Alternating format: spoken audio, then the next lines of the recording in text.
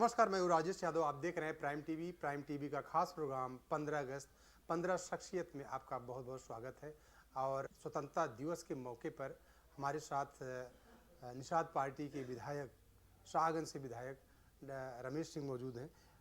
Sir, सबसे पहले तो प्राइम टीवी में आपको बहुत बहुत स्वागत है। बहुत बहुत धन्यवाद राजेश जी। सर, पहला सवाल कि आप निषाद पार्टी से हैं और सबसे बड़ी बात यह है कि काफ़ी लंबा समय धीरे धीरे हो रहा है। शुरुआत आपने कहाँ से की और कैसे जीवन में आगे बढ़े आप? देखिए, सर्वप्रथम तो मैं प्राइम टीवी को मैं धन्यवाद देना चाहता हूं कि उन्होंने 15 अगस्त के उपलक्ष्य में 15 शख्सियत के राजनीतिक जीवन सफ़र के साथ में उन्होंने उनके व्यक्तिगत जीवन के सफ़र के बारे में भी जो चर्चा परिचर्चा उठाई है, ये काफ़ी सराहनीय है। और रही मेरी बात तो मैं 2010 में मैं यहाँ उत्तर प्रदेश में एक क्षेत्र पंचायत सदस्य के रूप में मैंने अपने ग्राम सभा से चुनाव लड़ा। और वहाँ ग्राम सभा के लोगों की एक ललक थी कि ब्लॉक प्रमुख ही भी हमारे ग्राम सभा में आए, और उसके लिए प्रयास किया गया और ब्लॉक प्रमुख में उस समय 2010 में हो गया। उसके बाद धीरे धीरे राजनीतिक जीवन निरंतर चलता रहा। 2015 में हमारी धर्मपत्नी ने महिला सीट होने के नाते उन्होंने ब्लॉक प्रमुखी का चुनाव लड़ा, लेकिन दुर्भाग्य से उस समय नहीं हो पाया। और 2017 में अविश्वास ला के वो एक ब्लॉक प्रमुख के रूप में उन्होंने कार्य किया 2021 तक। 2021 में फिर हमारी धर्मपत्नी ने जिला पंचायत सदस्य का चुनाव लड़ा, जीती, और अध्यक्षी का चुनाव लड़ा, निर्दल अध्यक्षी का चुनाव लड़ा जिला पंचायती का, लेकिन वो दुर्भाग्य से उनको सफलता उसमें प्राप्त नहीं हुई। विधायक जी, एक चीज़ ये भी है कि देखा जाए तो परिवार जो है वो राजनीति से जुड़ा हुआ था, क्योंकि आपके पिताजी भी सांसद थे प्रतापगढ़ से। तो पीछे का अगर बैकग्राउंड देखा जाए तो राजनीति से जुड़ा हुआ था। तो क्या आपको मुझे लगता है कि राजनीति, जो पिताजी की राजनीति थी, क्या विरासत में मिली या फिर उनकी राजनीति के गुणों को आपने सीखा? नहीं, देखिए, राजनीतिक विरासत या उनके गुणों का वो निरंतर हम लोग उसका अनुपालन हम लोग करते आए हैं। और हमारे पिताजी पहला चुनाव अपने जीवन का उन्होंने 1991 में थाना जिला है एक मुंबई में वहाँ से कांग्रेस पार्टी ने उनको लोकसभा का टिकट दिया था। और वो एशिया की सबसे बड़ी कॉन्स्टिट्यूंसी थी थाना जिला, और उन्होंने चुनाव लड़ा और मात्र उस समय 14,000 वोटों से वो पराजित हुए थे। और 1991 के पहले भी हमारे पिताजी राजनीति में काफ़ी सक्रिय थे, जिला अध्यक्ष रहे। और निरंतर हम लोग अपने घर में, अपने परिवार में कोई ना कोई राजनीतिक शख्सियत हमारे आवास पे या हमारे ऑफिस में आती रहती थी, और एक मेल जोल लगा रहता था। और हमेशा यही प्रयास किया गया कि राजनीति के साथ में सामाजिक रूप से भी अपने समाज को मुंबई जैसे प्रदेश में कैसे सशक्त किया जाए, मजबूत किया जाए, जिसके चलते मुझे आज भी याद है कि ये 1986 की बात मैं आपको बता रहा हूँ। हमारे थाने ज़िले में हिंदी मीडियम स्कूल नहीं था, और उस समय फिर हमारे पिताजी ने एक संकल्प लिया कि मैं एक हिंदी मीडियम, उत्तर भारतीयों के लिए एक हिंदी मीडियम स्कूल बनाऊंगा। और साईनाथ हिंदी मीडियम स्कूल के नाम पे उन्होंने एक स्कूल की स्थापना की। और आज एक जो बीज उन्होंने लगाए थे, एक बड़े वट वृक्ष के रूप में वहाँ स्थापित है। और आज वहाँ 10,000 बच्चे पढ़ रहे हैं, उत्तर भारतीय बच्चे पढ़ रहे हैं। इसी क्रम में एक धर्मादा अस्पताल हमारे स्वर्गीय माता जी के नाम पे, जहाँ गरीब उत्तर भारतीयों को मुफ्त में भी इलाज किया जाता है, और कम से कम पैसे में कैसे उनको अच्छी से अच्छी सुविधा मिले, इसकी चिंता लगातार हमारे परिवार द्वारा किया जाता है। ऐसे सामाजिक अनेक कार्य हैं जिसमें हमारा परिवार निरंतर सक्रिय रहा। और 1991 में हमारे पिताजी लोकसभा का चुनाव लड़े हुए, 1996 में वो लड़े, 98 में उनको यहाँ मछली शहर से वो जौनपुर से चुनाव लड़े। और 2014 में अपना दल, भारतीय जनता पार्टी और अपना दल के गठबंधन से उन्हें पार्टी ने टिकट दिया, और एक अच्छे मार्जिन से वो 2014 में प्रतापगढ़ से एक सांसद के रूप में वहाँ स्थापित हुए। और उन्होंने प्रतापगढ़ जिले का उन्होंने काफ़ी विकास किया वहाँ। विधायक जी, एक सवाल ये भी उठता है कि संघर्ष तो बहुत लंबा है, लेकिन स्कूली पढ़ाई लिखाई आपकी कैसी रही? कहाँ से शुरुआत किया आपने? और इसके बाद स्कूली पढ़ाई के बाद मुझे लग रहा है कि उद्योग जगत में भी आपका काफ़ी संबंध रहा है और आज भी है। देखिए, मेरी पैदाइश मुंबई की है और मेरी पूरी पढ़ाई लिखाई वहाँ मुंबई से ही हुई है। और मैंने 2001 में मैंने अपने जो पिताजी ने व्यापार वहाँ स्थापित किया है, मैंने उसकी देखरेख मैंने शुरू की। और छोटा मोटा उद्योग, हमारी कुछ फैक्ट्रीज़ हैं मुंबई में, हमारा कंस्ट्रक्शन का काम है, स्कूल्स हैं, कॉलेजेस हैं, हॉस्पिटल्स हैं। और ऐसा हम लोग काफ़ी वहाँ SRA स्लम रिहैबिलिटेशन अथॉरिटी एक संस्था है, सरकारी संस्था है, जो वहाँ झुग्गी झोपड़ियों को वो झुग्गी झोपड़ियों से निकाल के उनको पक्का मकान देने का काम करती है। उस फील्ड में भी हम लोग निरंतर उसमें काम कर रहे हैं और काफ़ी बड़े पैमाने में हमारा SRA में प्रोजेक्ट्स चल रहे हैं। और निरंतर यही प्रयास उद्योग का हमारा चलता रहता है। उसी क्रम में हमारे जौनपुर में भी हमने यहाँ B pharma college, D pharma college, nursing college, एक माता जी के, हमारे स्वर्गीय माता जी के नाम से एक CBSE स्कूल की स्थापना ग्राम सभा में हमारे गांव में हमने की। और अब हमने अभी करीबन 250 बीघा ज़मीन वहीं शाहगंज में नौली में लिया है, नौली रानी मऊ ग्राम सभा में।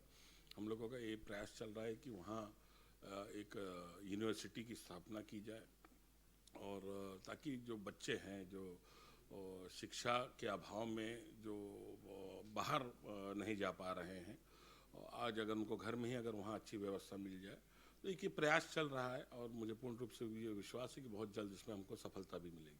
विधायक जी, एक सवाल ये भी खड़ा होता है, आपने कहा कि मुंबई में भी आपका उद्योग से संबंधित काफ़ी तमाम चीज़ें हैं, लेकिन सवाल ये है कि अगर मुंबई की बात किया जाए तो महाराष्ट्र की, तो मुंबई में ठाकरे परिवार जो है उत्तर भारतीयों के लिए अगर देखा जाए तो गलत दृष्टि से देखता है, वहाँ पर पसंद नहीं करता उत्तर भारतीयों को। तो वहाँ पर मुंबई में किस तरीके से आपको संघर्ष करना पड़ा उद्योग खड़ा करने के लिए, वहाँ पे गरीबों की सेवा करने के लिए किस तरीके से आप वहाँ पे अपना संघर्ष में जीवन वहाँ पे किस तरीके से आगे बढ़ाया और लोगों की किस तरीके से सेवा की वहाँ? देखिए, वो हमारे पिताजी का संघर्ष तो बहुत 1972 में वो मुंबई गए थे और उन्होंने काफ़ी संघर्ष करके आज अपना वहाँ साम्राज्य स्थापित किया है। और मुझे अच्छी तरह याद है कि आपको एक घटना याद होगी कि जब कल्याण स्टेशन पे उत्तर भारतीय बच्चों को जो रेलवे की परीक्षा देने गए थे, उनको शिवसेना के कुछ गुंडे, उस समय उनको रेलवे स्टेशन पे काफ़ी उन लोगों से मारपीट हुई थी। उस समय भी हमारे पिताजी ने काफ़ी आवाज़ उठाई, जिसका परिणाम ये था कि काफ़ी शिव सैनिकों द्वारा हम लोगों के ऑफिसेज में घर पे धमकी भरे पत्र या मतलब ये कि हमेशा हम लोग एक खतरे के साए में हम लोग वहाँ मुंबई में पलते आए हैं।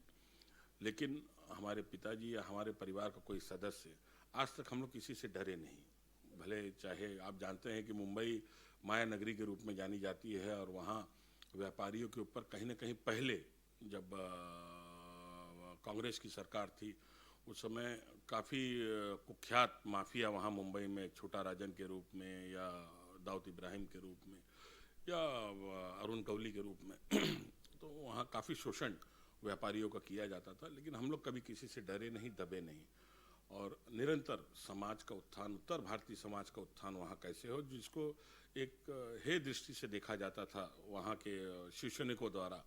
और निरंतर देखिए किसको मार रहे हैं आज शिव सैनिक, वहाँ जो कुछ गुंडे हैं वो किसको मार रहे हैं? खाली ठेला खुंची जो बेचारा पानी पूरी बेच रहा है, जो ठेले पे केला बेच रहा है, जो सब्जी बेच रहा है, या बेचारा अगर कोई वहाँ टैक्सी चला रहा है, भाड़े की टैक्सी चला रहा है, झोपड़पट्टी में आदमी जो रह रहा है, खाली कहीं ना कहीं वो उनकी गरीबी का फ़ायदा उठाते हुए आज उनके साथ में कुछ घटनाएं वो कर रहे हैं।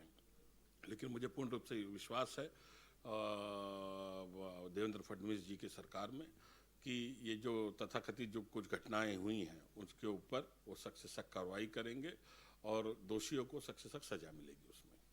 विधायक जी, स्कूली शिक्षा और उच्च शिक्षा से ऊपर उठकर आपने उद्योग जगत में काम किया। उद्योग जगत से निकलने के बाद आपने राजनीति का दामन थामा। तो राजनीति में आप किसको अनुयायी समझते हैं, किसको आप गुरु मानते हैं, किसके दिशा निर्देश में आपने राजनीति में कदम रखा और इस पे काम किया? देखिए, राजनीति में मैं सब प्रमुख रूप से मैं नरेंद्र मोदी जी को अपना मार्गदर्शक और महाराज योगी आदित्यनाथ जी को मैं अपना मार्गदर्शक के रूप में मैं देखता हूँ। मैं इनकी जो पूरी जो जीवनी है, इनसे कहीं ना कहीं प्रभावित होके मैंने राजनीति में 2010 में मैंने कदम रखा।